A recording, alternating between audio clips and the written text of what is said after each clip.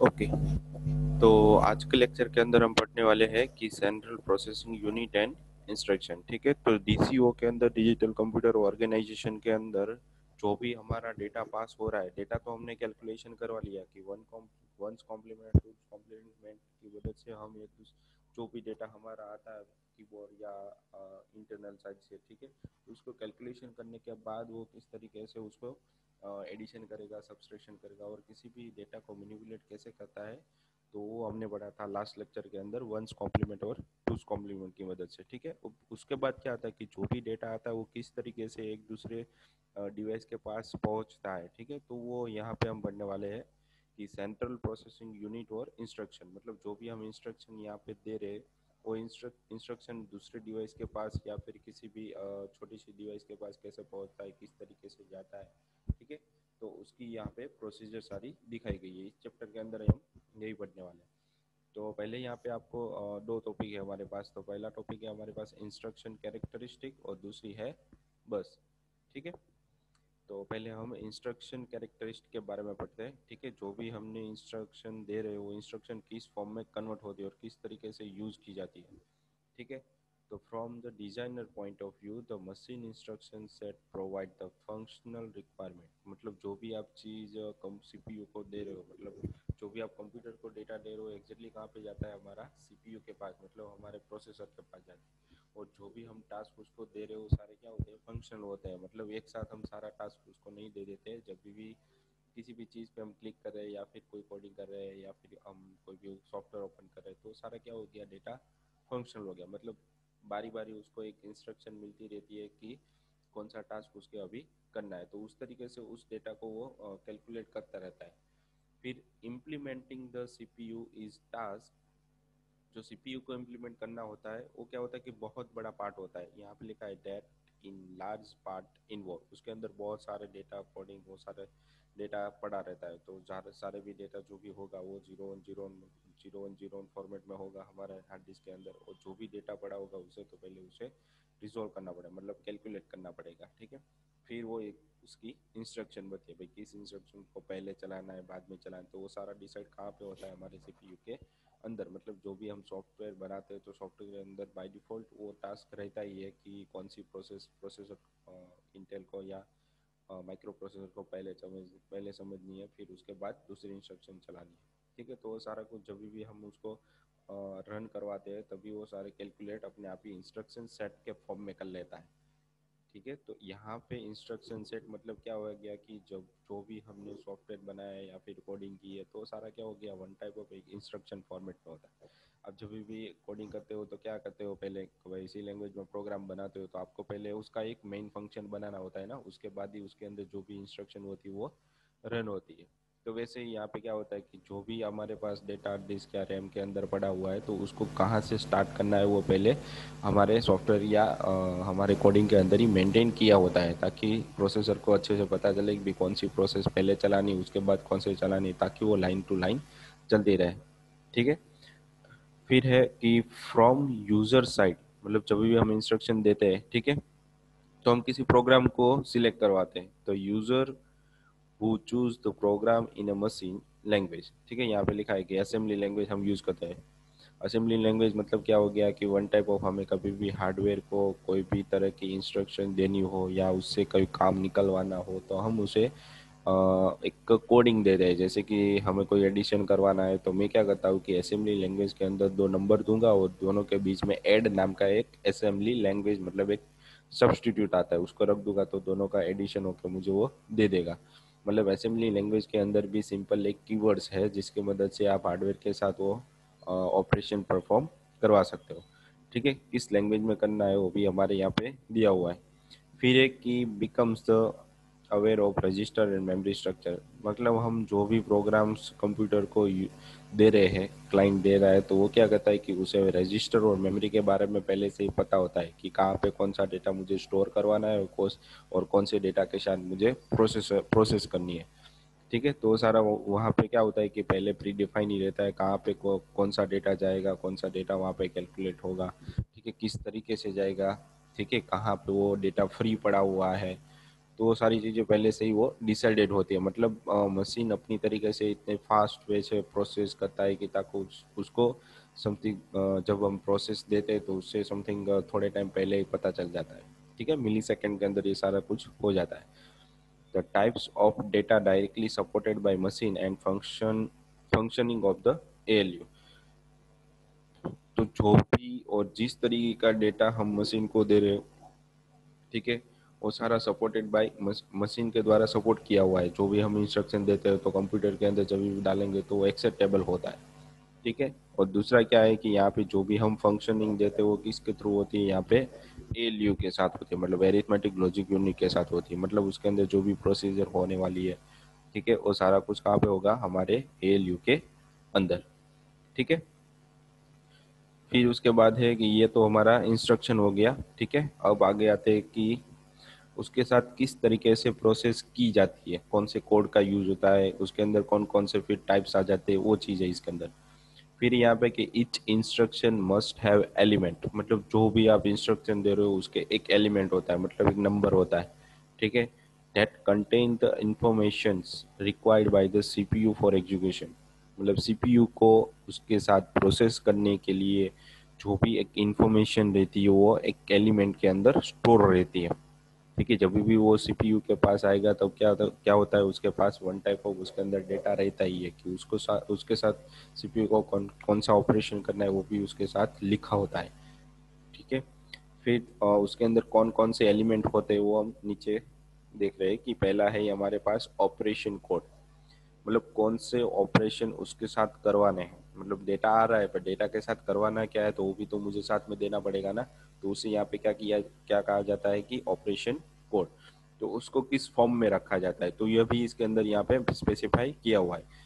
तो operation code specify the operation to be perform, कौन सा ऑपरेशन करवाना है वो स्पेसिफाई करवाता है किसको, सीपीयू को। तो किस तरीके से ऑपरेशन करवा सकते हैं उसके लिए भी यहाँ पे कीवर्ड दिया है। इनपुट एडिशन करवाना है या इनपुट चाहिए या आउटपुट चाहिए। ठीक है, फिर मुझे कोई कैलकुलेशन करवाना है। ठीक है, तो किसी चीज़ को ओपन करवाना है, तो वो सारी चीज़ें यहाँ पे मुझे एग्जाम्पल के फॉर्म में दी हुई है। ठीक है, जो भी हम इंस्ट्रक्शन दे रहे हैं, ठीक है, वो सारे किस फॉर्म में होते हैं, बाइनरी कोड के अंदर है, और उसे यहाँ पे सीपीयू के पास ऑप कोड बोला जाता है। ठीक है, तो यहाँ पे लिखा है भी, the operation is specified by binary code. Binary code के फॉर्म में उस ऑपरेशन को ऑपरेशन किया जाता है। ठीक है, तो जो ऑपरेशन किया जाता है बाइनरी नंबर के अंदर उसे यहाँ पे ऑपरेशन कोड और ऑप कोड भी बोला जाता है। ठीक है, मतलब जो भी हम उसके साथ परफॉर्म करवाना चाहते हैं, ठीक है, जो भी ऑपरेशन है उसे यहाँ पे ऑप कोड किया बोला जाता है। फिर उसके साथ ओरिजिनली कौन सा डेटा आता है, जो भी यहाँ पे डेटा आता है उसे क्या बोलते हैं यहाँ पे, सोर्स ऑपरेंड रेफरेंस।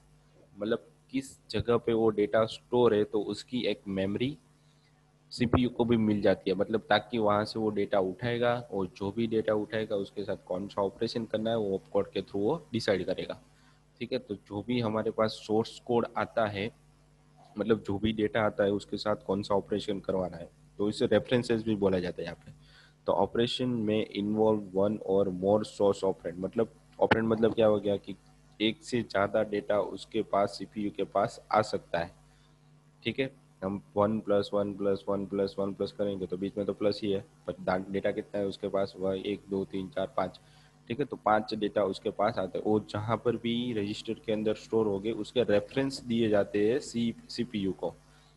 ठीक है, सीपीयू रेफरेंस मतलब क्या हो गया कि हम है तो हमने किसी और का रेफरेंस दे दिया पर तुम वहाँ पे जाओ, तो रेफरेंस दिया ना हमने वहाँ पे जाने के लिए उसको। तो वैसे ही क्या करता है कि सीपीयू जिस जगह पे डेटा पड़ा हुआ है उसका रेफरेंस दे देता है ताकि सीपीयू ऑटोमेटिकली उस वैल्यू को वहाँ पे उठा के उसको कैलकुलेट करवा लेता है। ठीक है, फिर यहाँ पे क्या दिया कि तो ऑपरेशन में इन्वॉल्व वन और मोर सोर्स ऑपरेंड। ठीक है, फिर जो भी कैलकुलेशन यहाँ पे हुआ है ऑपरेशन कोड और सोर्स ऑपरेंड्स रेफरेंस के साथ, ठीक है, जो भी आंसर मुझे मिला है वो कहाँ पे भेजना है, तो उसके लिए यहाँ पे क्या है कि रिजल्ट ऑपरेंड रेफरेंस, जो भी हमारा डेटा मिला होगा वो क्या होगा, एक ही तरीके का मिला होगा। ठीक है, समथिंग हमने किसी डेटा को ऐड करवा दिया तो हमें कोई एक ही वैल्यू मिलेगी ना, one plus one plus one plus one plus का मैंने करवा दिया तो हमारे पास क्या आ जाएगा, फोर आ जाएगा लास्ट में आंसर। तो जो भी रिजल्ट आ रहा है वो सिंगल फॉर्मेट में ही रहता है। ठीक है, फिर उसको कहाँ पे भेजना है, वो क्या कहता है कि ऑपरेशन में प्रोड्यूस रिजल्ट, मतलब जो भी रिजल्ट उसकी जनरेट होता है, ठीक है, उसको कहाँ पे भेजना है। ठीक है, तो उसको वो उसको कहाँ से पता चलेगा, उसकी नेक्स्ट इंस्ट्रक्शन रेफरेंस के थ्रू।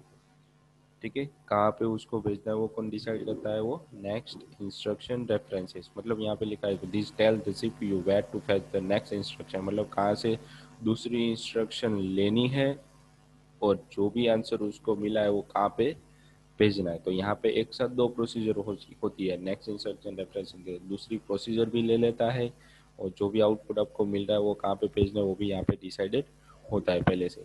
ठीक है, तो ये चार तरीके के कोड है, इंस्ट्रक्शन होते हैं जिसकी मदद से हमारा जो भी डेटा है वो कैलकुलेट हो पाता है।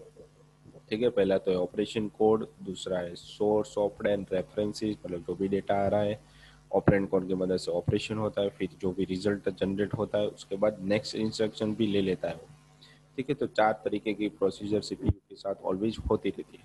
ठीक है, उसके बाद जो भी उसके साथ तो प्रोसीजर होती है वो मैंने यहाँ पे डायग्राम के फॉर्म में आपको दिखाया हुआ है। ठीक है, तो चालू कहाँ से होगा ये चीज़, तो यहाँ पे देखो ऑपरेंड स्टोर, जहाँ पे आपका डेटा स्टोर रहता है, तो यहाँ से पूरा डेटा चालू होगा।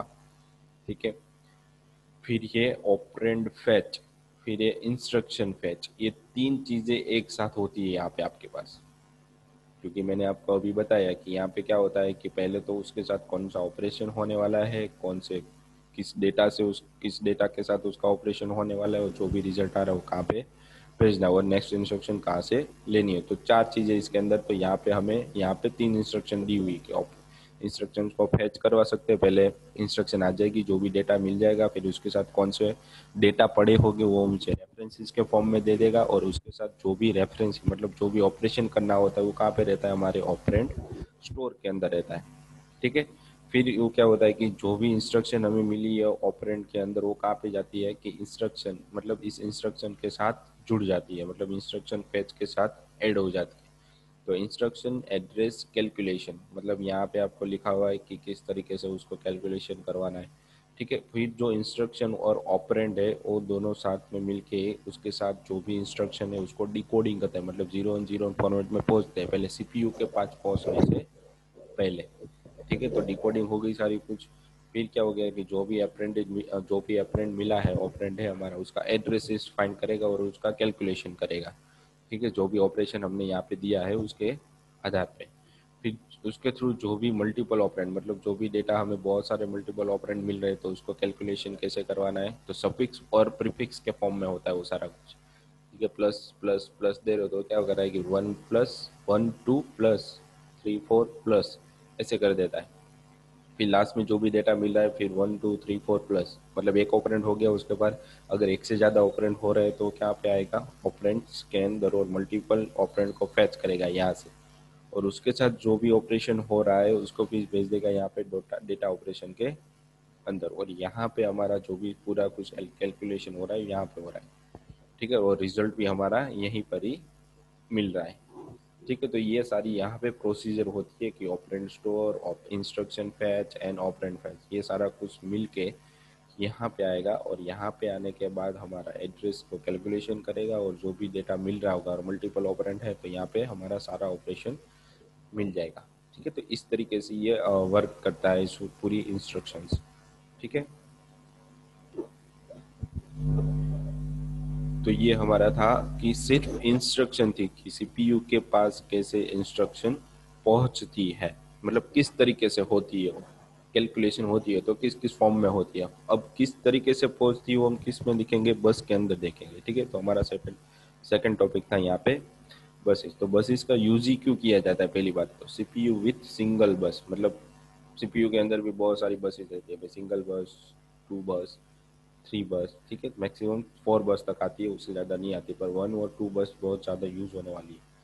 ठीक है, तो बस का यूज़ ही क्यों करना है यहाँ पे, तो यहाँ पे मैंने आपको देखो एक सर्किट डायग्राम भी दिखाया हुआ है, तो उसके अंदर हमारा जो मदरबोर्ड है उसके अंदर जो भी डेटा पड़ा होगा वो किस फॉर्म में आपको दिखाया जा रहा है, एज अ बस ही दिखाई दे रहा है ना। ठीक है, तो ये जो हमें डेटा स्लॉट बड़े बड़े येलो कलर के दिखाई दे रहे हैं वो हमारे क्या है कि सारे के सारे इंस्ट्रक्शन सेट है। इसके अंदर जो भी आप प्रोसेस दे रहे हो वो सारी यहाँ इसके अंदर आती है और कैलकुलेशन होने लगते हैं, मतलब अभी सीपीयू के पास पहुंच ही नहीं है, सारी पहले क्या होती है कि अपने आप को अलग अलग तरीके से कैलकुलेशन करवाती है, ठीक है। तो सारा डेटा पहले तो बसेस के फॉर्म में रहेगा, फिर कहाँ पे पहुंचाना है वो सारा काम इस येलो डिवाइस का रहता है, ठीक है। किस डिवाइस के पास उसको पहुंचाना है, पहले कहाँ पे कैलकुलेशन उसको करवाना है, फिर उसको डिकोडिंग कैसे करना है, फिर मुझे मदरबोर्ड के पास या सीपीयू के पास कैसे पहुंचाना है, ठीक है। तो ये सारा कुछ ये बसेस की मदद से डिसाइडेड होता है, ठीक है। तो यहाँ पे मैंने लिखा है कि व्हाट इज अ बस, बस क्या है पहली बात तो अल्टरनेटिवली इग्नोर्स बस को हम जो डेली लाइफ में यूज करते हैं बस, ठीक है, उसके अलावा यहाँ पर भी बस के फॉर्म में जो भी डेटा होता है पास होता है, तो यहाँ पे लिखा है alternatively ignores is address bus, data bus, local bus. A bus is a connection between components of a device connected to computer, मतलब कंप्यूटर के इंटरनली पार्ट्स के अंदर जितने भी डिवाइसेस इंटरकनेक्टेड है, ठीक है। तो जो भी डेटा इंटरकनेक्टेड रहता है, ठीक है, उसको मुझे क्या करवाना है कि एक दूसरे के साथ कनेक्टेड करवाना है, तो उसके लिए मुझे यूज करना पड़ेगा यहाँ पे बसेस का, मतलब डेटा को एक जगह से दूसरी जगह पे ले जाने के लिए मुझे ऑलवेज यूज करना पड़ेगा बसेस, ठीक है। तो बसेस कितनी तरीके की यहाँ पे होती है, तो कभी address bus, data bus, local bus, ठीक है। तो यहाँ पे बस is connected between different type of connected, ठीक है, दूसरे जितने भी हमारे डिवाइसेस है उसके साथ अलग अलग तरीके से कनेक्टेड रहते हैं। तो यहाँ पे क्या लिखा हुआ है कि बस carries the data between CPU and the system memory via motherboard. तो मदरबोर्ड के थ्रू हमारा जो भी डेटा है वो सीपीयू और मेमोरी के थ्रू सीपीयू और मेमोरी के साथ इंटरकनेक्टेड रहता है, ठीक है। जो भी हमें डेटा भेजना है, ठीक है, तो वो जो भी डेटा हमारा एक जगह से दूसरी जगह कैरी होके लेके जाता है वो किसकी मदद से जाता है, हमारा ऑलवेज बसेस की मदद। तो बसेस किसके साथ कनेक्टेड रहती है, सीपीयू और मेमोरी के साथ कनेक्टेड रहती है, ठीक है। तो यहाँ पे बस के बारे में आपको बताया कि कितनी तरीके की बसेस यहाँ पे यूज की जाती है, एड्रेस बस, डेटा बस और लोकल बस, ठीक है। फिर यहाँ पे बस किस तरीके से कनेक्टेड होती है और किसके थ्रू कनेक्टेड होती है वो भी यहाँ पे आपको दिखाया, मदरबोर्ड के थ्रू सारा डेटा यहाँ पे मेमोरी और सीपीयू के बीच में कनेक्टेड रहता है, ठीक है। उसके बाद है कि व्हाट इज कंप्यूटर बस कॉल्ड एज अ बस, जो कंप्यूटर बस को बस ही क्यों कहा जाता है, ठीक है। तो उसके बारे में वापस यहाँ पे आपको दिखाया हुआ है कि you can think a computer बस लाइक अ पब्लिक ट्रांसपोर्टेशन, जो हम डेली लाइफ में यूज करते हैं कि बस, स्कूल बस, पब्लिक ट्रांसपोर्टेशन, ठीक है। This type of buses are capable of transporting people from one destination to another destination. जैसे डेली लाइफ में हम एक जितने भी पर्सन है उसको एक जगह से दूसरी जगह ले जाने के लिए बसेस का यूज होता है, वैसे ही कंप्यूटर्स के अंदर डेटा को एक जगह से दूसरी जगह पे ले जाने के लिए बसेस का यूज होता है, ठीक है। द कंप्यूटर बस transmit the data from one location और डिवाइस टू अनदर लोकेशन और डिवाइस, मतलब दूसरे डिवाइस के साथ या फिर हमारे इंटरनली लोकेशन के साथ हमें डेटा भेजना होता है तो हम ऑलवेज बस का यूज करते हैं, ठीक है। कंप्यूटर बस मेंटेन अ स्ट्रिक्ट शेड्यूल, मतलब वो कंप्यूटर के अंदर जितनी भी बस होती है वो स्ट्रिक्ट मॉड्यूल शेड्यूल फॉलो करती है। पहले तो picking up data and dropping it of, मतलब पहले जो भी डेटा जहाँ से उठाता है उसे पिकिंग अप बोलते हैं, ठीक है, और जहाँ पे डेटा भेजता है उसे ड्रॉपिंग इट ऑफ बोलते हैं। It is a regular interval. For example computer frequency is 200 megahertz, it completes the 200 million data transfer per second, मतलब जितने भी आपके मेगा हर्ट्स हो गए उतने डेटा एक सेकंड के आधार पर वो डेटा ट्रांसफर करेगा, मतलब 200 मिलियन डेटा ट्रांसफर एक सेकंड के अंदर वो कर देता है, मतलब कितनी झड़प से वो कितनी फास्ट वे से वो वर्क करता रहेगा, ठीक है। तो आपको पता चलेगा कि 200 मेगाहर्ट्ज का मतलब क्या होता है आपके कंप्यूटर्स में या हमारे जो मोबाइल होते हैं, तो मोबाइल के अंदर भी उसकी स्पीड लिखी होती है भाई इतने मेगाहर्ट्ज का है, तो उसका मतलब क्या होता है कि एक सेकंड के अंदर वो इतना डेटा पास कर देता है, ठीक है। जितनी आपका मेगाहर्ट्ज ज़्यादा रहेगा, फ्रीक्वेंसी ज़्यादा रहेगी, उतना वो डेटा एक साथ बहुत ज़्यादा और इजी तरीके से पास करता है, ताकि आपका कंप्यूटर है या लैपटॉप है या मोबाइल है, ठीक है, वो हैंग नहीं होता, ठीक है। तो ये चीज़ बस के अंदर रहती है। फिर आ जाता है कि भाई बस के कितने टाइप से किस तरीके से हम उसको यूज कर सकते हैं, ठीक है। तो यहाँ पे कि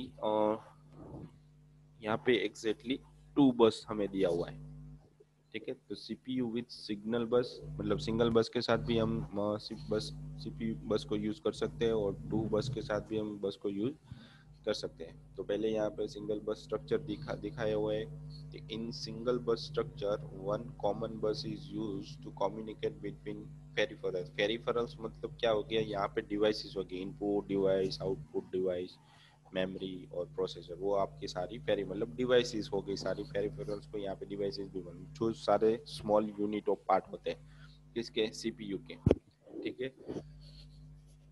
तो डिवाइसेस और माइक्रो प्रोसेसर के बीच में जो भी कम्युनिकेट होता है वो सारा सिंगल बस के थ्रू भी आप करवा सकते हो। वो टू वे होता है, वन टाइप ऑफ, ला भी सकता है डेटा और ले जा भी सकता है, ठीक है। तो it has disadvantage due to use of common bus, मतलब ये जब भी डेटा एक साथ पास करवाता है तो बहुत सारा डेटा एक साथ मिक्स होने की भी गड़बड़ी रहती है। मतलब जो भी डेटा पहले हमने इनपुट के अंदर दिया, फिर मेमोरी में से भी डेटा आ रहा है, तो दोनों डेटा कॉन्फ्लिक्ट यहाँ पे हो सकते हैं। पर ज़्यादा तरीके से ज़्यादातर तो यूज कॉन्फ्लिक्ट नहीं होते, क्योंकि जो भी डेटा होता है वो सारा पैकेट के फॉर्म में पड़ा रहता है, ठीक है। जो भी एक जगह से दूसरी जगह डेटा ट्रांसफर होता है डिवाइसेस के अंदर हमारे, तो सारा डेटा पैकेट के फॉर्म में रहता है। पैकेट मतलब क्या होता है कि उसका एड्रेस, मतलब आप जब भी बहुत सारा, मतलब 5 MB का डेटा आपने ट्रांसफर किया तो एक साथ 5 MB कभी भी डाइवर्ट नहीं होता, कभी भी ट्रांसलेट या कन्वर्ट या ट्रांसफॉर्म नहीं होता डेटा बस इसके अंदर। वो क्या होता है कि जो 5 MB का डेटा दिया है उसका एक पर्टिकुलर एड्रेस दे देता है। एड्रेस क्या होता है कि छोटे छोटे पार्ट में उसको डिवाइड कर देता है। जब भी आप यहाँ से कोई भी, जैसे कि मेल को ही ले लेते हैं, जब भी आप यहाँ से मेल भेजते हो तो मेल आपका समथिंग 5 MB या कोई अटैचमेंट आपने करवाया है, ठीक है, या 2 KB का है, तो वो 2 KB को भी वो डिवाइड कर देता है छोटे छोटे पार्ट के अंदर, मतलब बाइट्स के अंदर, ताकि बीच में कोई भी जो हैकिंग प्रोसेस होती है तो उसको एक्सेस ना कर सके, ठीक है। फिर क्या होता है कि जो पैकेट डिवाइड हो गए उसका एक यूनिक कोड रहता है, मतलब वो सारे पैकेट के अंदर एक ही तरीके का नंबर है, जब भी यहाँ से जाएगा तो अलग हो जाएगा और अपने अलग अलग राउटर के थ्रू जाएगा, मतलब पहुंचेगा तो क्या हो जाएगा, वहां पे वापस मिक्स होने के बाद यहाँ पे पहुंचेगा, उसका जो डेस्टिनेशन लिखा रहता है उसके अंदर, बस इस पैकेट को पहले हमने भेजा तो उसका छोटा छोटा पैकेट हो गया, उस पैकेट के अंदर जो भी पैकेट्स अलग हुए होंगे उसके नंबर्स रहते हैं, एक ही नंबर रहता है, उसका डेस्टिनेशन भी एक ही रहता है। जब भी वो डेस्टिनेशन पाथ पे पहुंचते हैं तो सारे डेटा उस यूनिक कोड के आधार पे मिक्स हो जाते हैं, मतलब लाइन टू लाइन पास वापस डिकोड हो जाते हैं, और जहाँ पे पहुंचना है, ठीक है, जहाँ पे डेस्टिनेशन पहुंचेगा वहाँ पे वापस वो डिकोडिंग होने के बाद वही जैसे हमने भेजा था वैसे ही वहाँ पे उसी डिवाइसेस के अंदर मिलेगा। जैसे कि हमने जेपीजी भेजा तो वहाँ पे जेपीजी टाइप में वो कन्वर्ट हो जाता है ऑटोमेटिकली, जैसे पीडीएफ यहाँ से भेजोगे तो वहाँ पर भी पीडीएफ कन्वर्ट हो, तो वैसे ही यहाँ पे पैकेट जो भी होता है, ठीक है, वो भी अपने अलग अलग डेटा को अलग अलग पैकेट के अंदर कन्वर्ट करके रख लेता है, ताकि उसको कोई इंक्रिप्शन ना कर सके, अगर मिल भी जाए तो भी उसको डेटा सही से मिलेगा नहीं। तो वैसे भी यहाँ पे भी होता है, अगर आपने इनपुट और मेमोरी दोनों को एक साथ डेटा दे रहे हो, मेमोरी में से डेटा आ रहा है और इनपुट में से डेटा जा रहा है, तो क्या हो जाएगा कि पैकेट पैकेट के फॉर्म में होगा और उसके अंदर भी नंबर लिखे रहते हैं, जब भी डेटा पास करो तो एक दूसरे के मैच करवाते हैं नंबर पैकेट के अंदर, तो मैच नहीं हो रहा तो क्या होगा, जब क्या हो जाएगा वो दोनों मिक्स होने वाले नहीं है, मतलब जो भी डेस्टिनेशन पास होता है वहाँ पे वो इजीली पहुंच जाएगी। तो ये चीज इसके अंदर, ये कॉन्सेप्ट यहाँ पे यूज किया होता है, ठीक है, बस इसके अंदर। तो ये थी सिंगल वे बस, मतलब इसके अंदर एक ही बस होती है जो भी डेटा लाने या ले जाने के लिए यूज होता है, ठीक है। फिर है इसके बाद की डबल बस स्ट्रक्चर। डबल बस के अंदर क्या रहता है कि उसका स्ट्रक्चर बदल जाता है, मतलब बीच में हमारे पास इनपुट आउटपुट बस रहता है और इसके बाद प्रोसीजर और मेमोरी रहता है। मतलब यहाँ पे क्या था, हमारा प्रोसीजर और मेमोरी एक ही लाइन में थी, मतलब प्रोसीजर जो भी कैलकुलेशन मेमोरी को देगा वो यहाँ पर भी जाएगा और आउटपुट के अंदर भी जा सकता है, तो यहाँ पे कॉन्फ्लिक्ट हो सकता है। तो उन लोगों ने डबल बस का भी यूज किया हुआ है कि इनपुट आउटपुट एक साइड रहेंगे और प्रोसीजर के बाद मेमोरी रहेगी, मतलब जो भी डेटा मेमोरी में से आ रहा है प्रोसीजर में जाएगा, प्रोसीजर में से डायरेक्ट मेमोरी में नहीं जाएगा, अब कहाँ पे जाएगा, डायरेक्ट हमारे आउटपुट के अंदर, ठीक है। तो यहाँ पर भी जा सकता है और यहाँ पर भी मेमोरी के अंदर भी वो स्टोर हो सकता है, ठीक है। तो ये चीजें इसके अंदर हो गई, मतलब डबल बस के अंदर हमारे फीचर्स यहाँ पे बढ़ रहे हैं, ठीक है। तो यहाँ पे लिखा है कि in double bus structure one bus is use to fetch instruction, मतलब वन बस को हम डेटा को फैच करने के लिए यूज करते हैं, ठीक है। और रिक्वायर्ड जो भी हमारा इंस्ट्रक्शन रहता है, जो भी हमारी एग्जीक्यूशन रहती है, ठीक है, जो भी हमारा डेटा मिल रहा है उसको हम डेटा को फैच करवाने के लिए वन बस का यूज करते हैं। It is overcome to bottleneck of the single bus structure, मतलब जो एक ही तरफ से डेटा आ रहा था उसे उसे बॉटलनेक का मतलब क्या हो गया कि एक ही तरफ से जो डेटा आ रहा है उसको यहाँ से ओवरकम मतलब रिमूव करने के लिए इस डबल बस स्ट्रक्चर का यूज किया गया है। यहाँ पे एक ही तरीके से डेटा आ रहा है वो जा रहा है, ठीक है, तो यहाँ पे क्या हो गया कि आपके पास डबल वे हो गया, मतलब अलग अलग तरीके से हो गए, ठीक है। तो ये दोनों तरीके थे। अब इन दोनों के बीच में कौन कौन से डिफरेंसेस है ये आपको यहाँ पे दिखाया होगा, सिंगल बस स्ट्रक्चर और डबल बस स्ट्रक्चर। तो सिंगल बस स्ट्रक्चर के अंदर क्या होता है कि one common bus is use, यहाँ पे एक ही बस यूज होने वाली है सारे पेरिफेरल और प्रोसेसर के बीच में कम्युनिकेशन करने के लिए। यहाँ पे टू बस का यूज होता है, one communication from peripheral and other from the procedure, मतलब यहाँ पे आपके पास प्रोसीजर की तरफ से भी पेरिफेरल का मतलब बसेस का यूज किया जाता है, इनपुट आउटपुट की डिवाइस की तरफ से भी बसेस का यूज किया जाता है, पर मेमोरी डायरेक्टली उसको यूज नहीं कर सकती। मेमोरी को यूज करना है बस का तो पहले डेटा प्रोसेसर के अंदर भेजना होता है, मतलब लोड करवाता है वो हमारे सीपीयू के अंदर डेटा को, ठीक है। फिर यहाँ पे वन बस के अंदर क्या है कि instruction and data both are transfer in same bus, मतलब जो भी हम इंस्ट्रक्शन दे रहे हैं और जो भी हमारा डेटा वहां से आ रहा है दोनों एक ही बस के अंदर ट्रांसफर हो रहे हैं, ठीक है। यहाँ पे क्या हो जाता है कि instruction data both are transfer in different bus, मतलब अलग अलग तरीके की बस में वो ट्रांसफर होता है, ठीक है। It it's performance is low, मतलब सिंगल बस है उसका परफॉर्मेंस बहुत ही लो है, जबकि डबल बस है उसका परफॉर्मेंस बहुत ही हाई है, क्योंकि अलग अलग तरीके के डेटा रहते हैं इसलिए, ठीक है। फिर यहाँ पे cost of single bus structure is low, फिर यहाँ पे cost of double bus structure is high, मतलब डबल बस स्ट्रक्चर का जो कॉस्ट होता है वो बहुत ही हाई होता है, ठीक है। फिर number of cycle for execution is more, और यहाँ पे नंबर ऑफ साइकिल मतलब एक टाइम पे एक सेकंड के अंदर वो कितने साइकिल प्रोसेस करने के लिए लेता है वो यहाँ पे बहुत ज़्यादा होते हैं और यहाँ पे बहुत कम होते हैं। फिर execution of process is slow, मतलब जो भी हम एग्जीक्यूशन यहाँ पे दे रहे हैं जो कि हमारा डेटा आ रहा है जा रहा है तो उसके लिए यहाँ पे स्लो हो जाता है, और यहाँ पे डबल बस के अंदर फास्ट हो जाता है, क्योंकि वो सारा डेटा पहले कहाँ पे लोड करवाता है हमारे प्रोसेसर के अंदर। वहाँ पे क्या होता है कि पहले तो वो डेटा बस में आएगा, बस में आने के बाद प्रोसेसर में जाएगा, वहाँ से वापस डेटा बस के अंदर आएगा, वापस आउटपुट के अंदर जाएगा, तो वैसे प्रोसीजर में बहुत टाइम लगेगा। यहाँ पे डायरेक्टली क्या होता है कि जो भी मेमोरी होती है वो डायरेक्टली प्रोसेसर के साथ कनेक्टेड होती है, जो भी कैलकुलेशन हुआ मेमोरी को भी भेज दिया और बस को भी भेज दिया, ठीक है। तो एक साथ दो प्रोसीजर हो जाती है यहाँ पे, इसलिए इसे डबल वे कहा जाता है। फिर यहाँ पे है कि number of registered associated are less, मतलब इसके साथ जो भी डेटा स्टोर करने के लिए रजिस्टर का यूज किया जाता है एएलयू के अंदर वो बहुत ही कम होते हैं, ठीक है। जबकि डबल बस स्ट्रक्चर के अंदर जो भी हम इंस्ट्रक्शन यूज करते हैं स्टोर करने के लिए वो बहुत ही ज़्यादा होता है, मतलब रजिस्टर के अंदर जो भी डेटा हमारा था वो स्टोर करने के लिए बस इसका बहुत ज़्यादा यूज होता है, ठीक है।